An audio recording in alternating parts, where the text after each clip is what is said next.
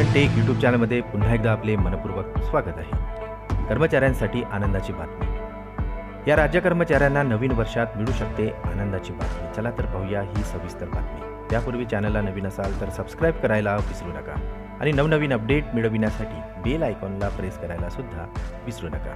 ही अत्यंत महत्त्वाची माहिती आपल्या सहकारी कर्मचाऱ्यांना शेअर करायला सुद्धा विसरू नका।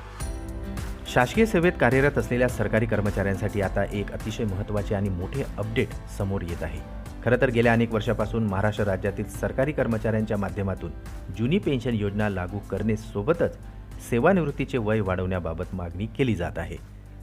त्यासाठी कर्मचाऱ्यांनी वेळोवेळी शासनाकडे पाठपुरावा देखील केलेला आहे।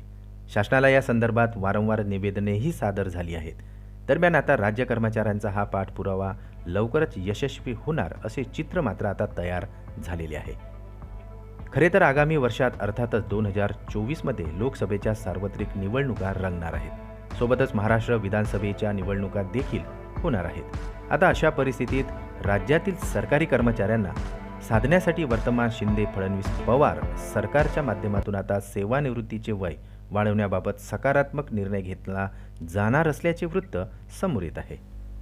गेल्या काही दिवसापासून राज्याच्या मुख्य सचिवांनी याबाबतचा प्रस्तावही राज्य शासनाकडे विचाराधीन असल्याचे सांगितले आहे। मुख्यमंत्री शिंदे यांनी सुद्धा कर्मचाऱ्यांचे सेवानिवृत्तीचे वय वाढवण्याबाबतचा प्रस्ताव राज्य शासनाकडे विचाराधीन असल्याचेही स्पष्ट केले होते। खरं तर सध्या स्थितीला महाराष्ट्र राज्यातील अ, ब आणि क संवर्गातील राज्य कर्मचाऱ्यांचे सेवानिवृत्तीचे वय हे 58 वर्ष एवढे आहे। मात्र ड वर्गातील कर्मचाऱ्यांचे सेवानिवृत्तीचे वय 60 वर्ष आहे। त्यासोबतच केंद्रीय कर्मचाऱ्यांच्या सेवानिवृत्तीचे वय आणि देशातील अन्य राज्यामधील राज्य कर्मचाऱ्यांचे सेवानिवृत्तीचे वय देखील आता 60 वर्ष एवढेच आहे। यामुळे आता राज्यातील अ, ब आणि क संवर्गातील राज्य कर्मचाऱ्यांचे सेवानिवृत्तीचे वय देखील इतर कर्मचाऱ्यांप्रमाणे आता 60 वर्ष एवढे केले गेले पाहिजे अशी मागणी आता कर्मचाऱ्यांकडून केली जात आहे। दरम्यान याबाबतचा प्रस्ताव आता राज्य शासनाकडे विचाराधीन असून निवडणुकांच्या पार्श्वभूमीवर यावर सकारात्मक निर्णय होईल असा दावा आता मीडिया रिपोर्टमध्ये केला जात आहे।